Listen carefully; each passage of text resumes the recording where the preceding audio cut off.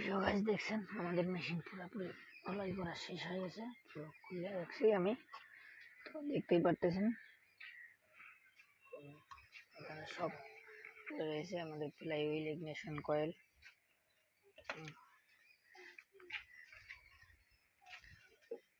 Side cover, head gasket, head সবকিছু পুরোপুরি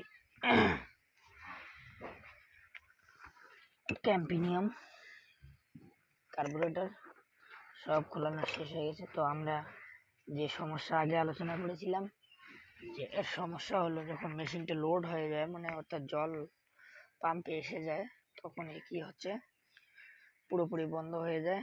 তো আমরা এখান থেকে সমস্যা বাইর করব যে কি কি সমস্যা হতে পারে। 1 নম্বরে আমাদের ক্র্যাঙ্ক একটু